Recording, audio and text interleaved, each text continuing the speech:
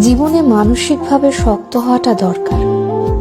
আপনার ভেতরটা যতই নরম হোক না কেন, বাইরে বোঝাতে হবে আপনি একজন শক্ত মানুষ।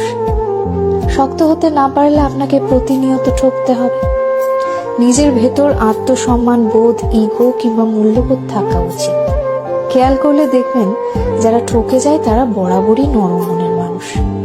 শক্ত মনের কাউকে মানুষ ঠকাতে পারে না।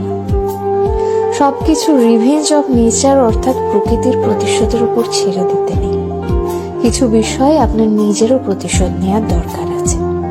যে আপনাকে যতটুকু অবহেলা করে, কষ্ট দেয়, তাকেও সেই পরিমাণ অবহেলা কিংবা কষ্ট ফিরিয়ে দেওয়া উচিত। জীবনে ভালো থাকার জন্য হলেও একটু কঠোর হওয়া দরকার। যে কোনো কিছু সহজে পেয়ে গেলে মানুষ মূল্য দিতে জানে না। মানুষ হিসেবে আপনি সহজ হতে পারেন, তবে সস্তা কিংবা সহজলভ্য হতে যাবেন না। যে আপনাকে যতটুকু দেবে তাকে ততটুকুই ফিরিয়ে দিতে শিখুন, হোক সেটা আঘাত কিংবা ভালোবাসা।